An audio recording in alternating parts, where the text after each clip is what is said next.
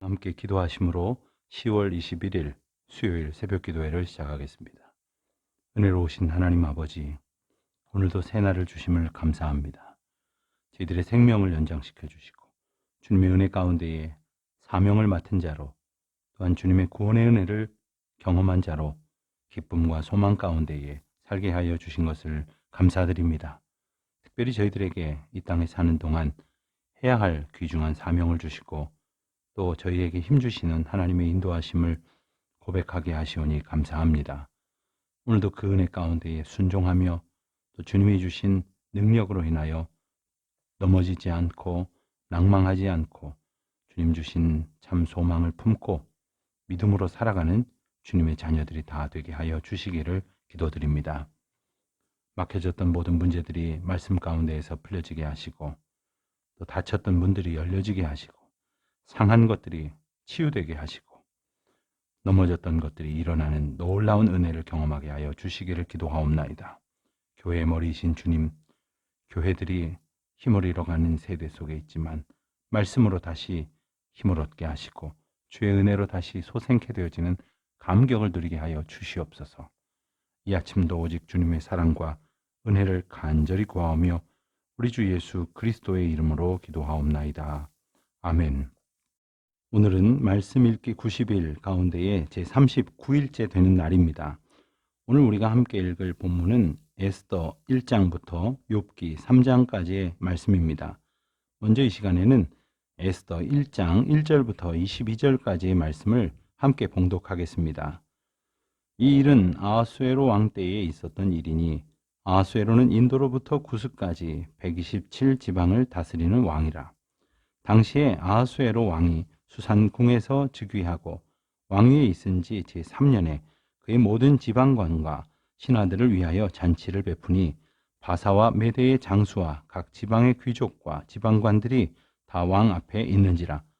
왕이 여러 날 곧 180일 동안에 그의 영화로운 나라의 부함과 위엄의 혁혁함을 나타내니라. 이날이 지남에 왕이 또 도성 수산에 있는 귀천간의 백성을 위하여 왕궁 후원들에서 7일 동안 잔치를 베풀세 백색, 녹색, 청색 휘장을 자색 가는 배줄로 대리석 기둥 은고리에 메고 금과 은으로 만든 걸상을 화반석, 백석, 운모석, 흑석을 깐 땅에 진설하고 금잔으로 마시게 하니 잔의 모양이 각기 다르고 왕이 풍부함으로 어주가 한이 없으며 마시는 것도 법도가 있어 사람으로 억지로 하지 않게 하니 이는 왕이 모든 국내 관리에게 명령하여 각 사람이 마음대로 하게 함이더라. 왕후 와스디도 아하수에로 왕궁에서 여인들을 위하여 잔치를 베푸니라.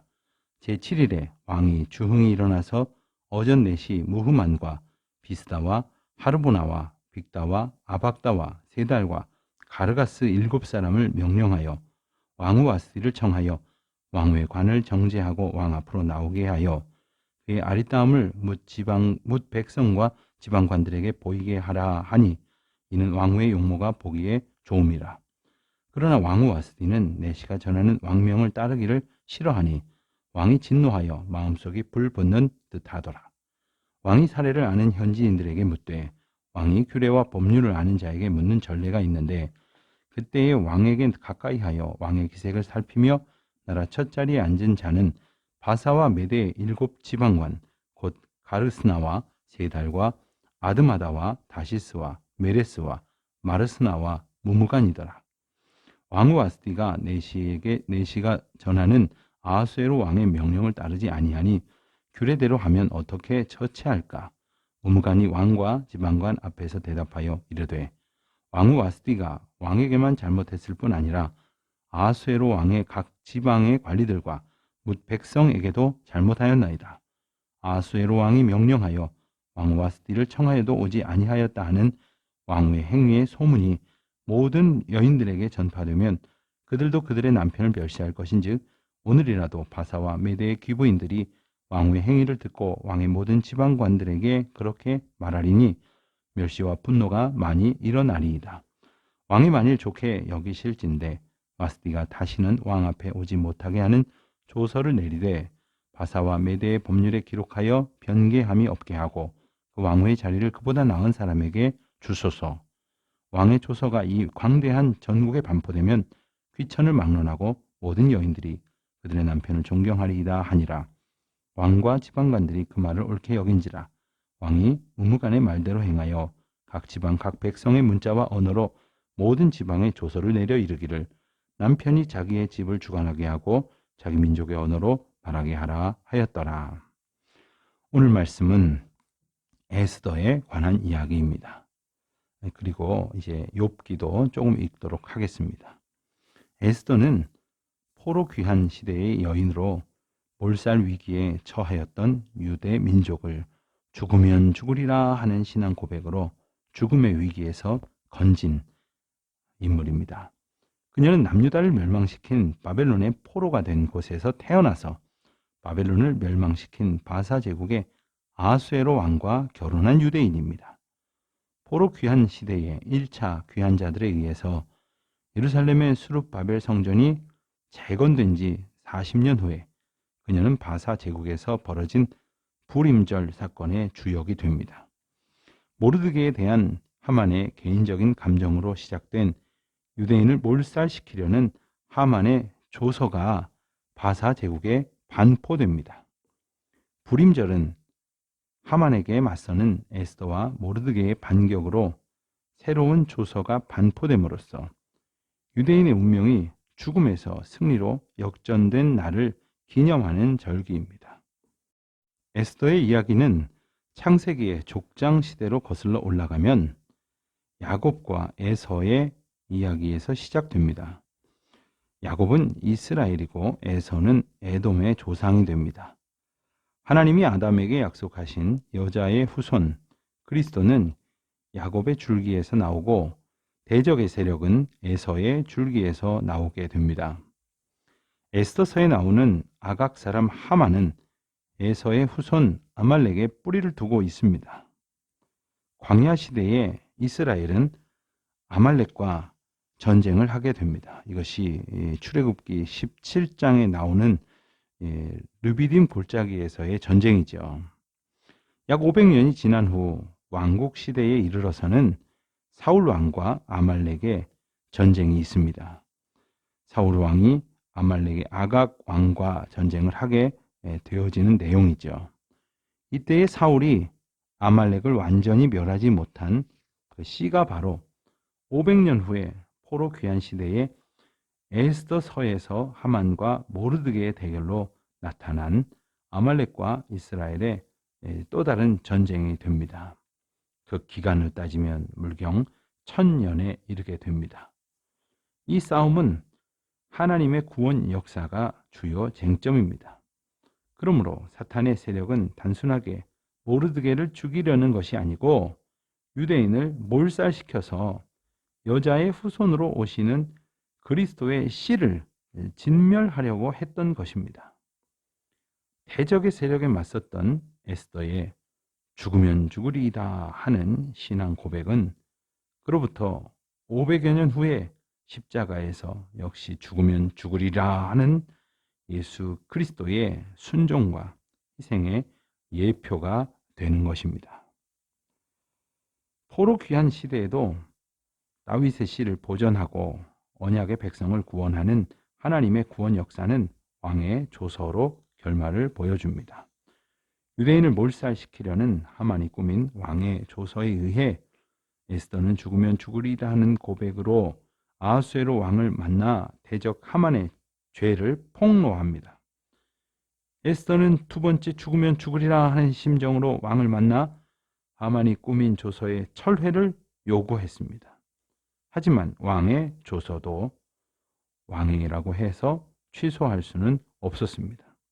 그래서 아하수에로 왕은 새로운 조서를 모르드게를 통해 쓰게 합니다. 이는 하만을 죽이는 조서에 대항해 유대인의 생명을 보호하라는 내용으로 마치 율법 외에 하나님의 한 의가 나타난 조서와도 같은 것이죠.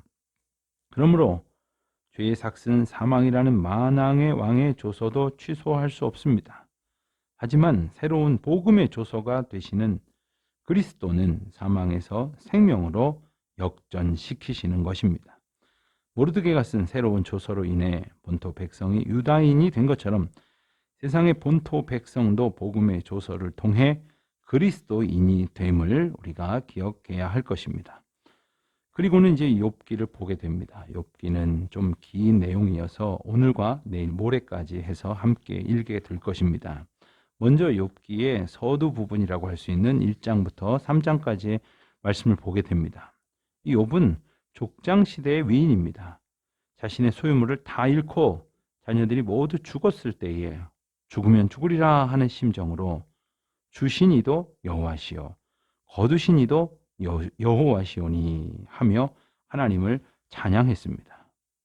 죽을 것 같았던 그 엄청난 고통의 질병에 걸렸을 때에도 하나님께서 복을 주셨은즉 화도 주시지 아니하겠느냐 하며 입술로 범죄하지 아니하였던 인물입니다.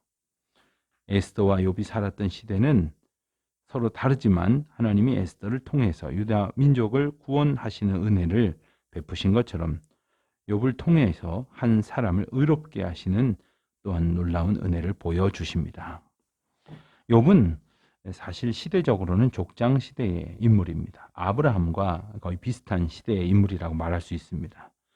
고난받는 욥의 이야기 그 결말은 포로 시대에 이스라엘 백성에게 소망을 주며 세상으로부터 포로 귀한 시대를 방불케 하는 오늘날 살아가는 우리에게도 귀한 깨우침의 말씀이 됩니다.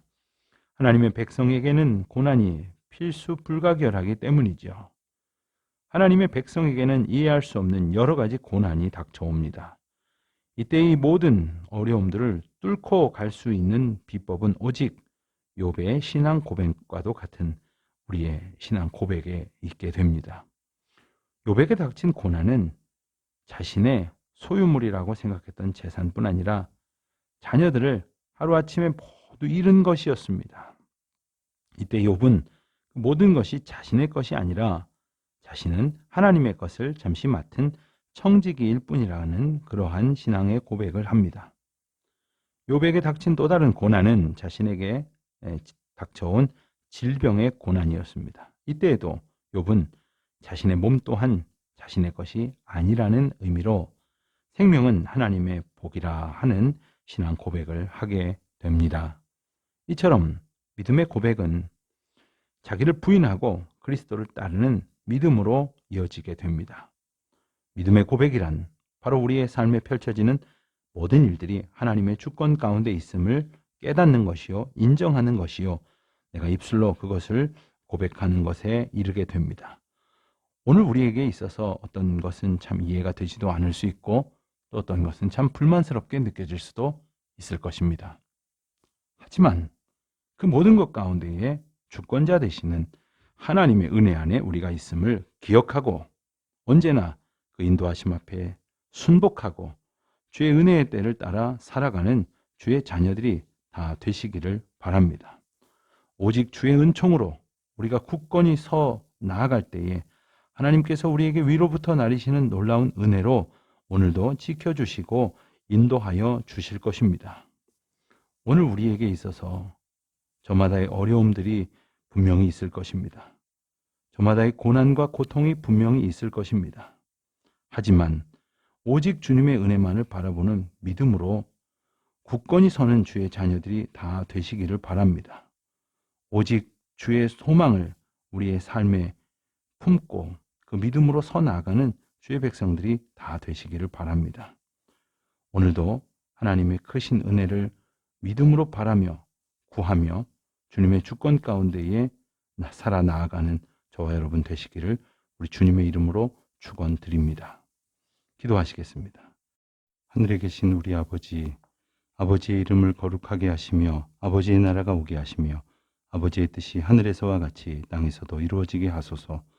오늘 우리에게 일용할 양식을 주시고 우리가 우리에게 잘못한 사람을 용서하여 준 것 같이 우리 죄를 용서하여 주시고 우리를 시험에 빠지지 않게 하시고 악에서 구하소서. 나라와 권능과 영광이 영원히 아버지의 것입니다. 아멘.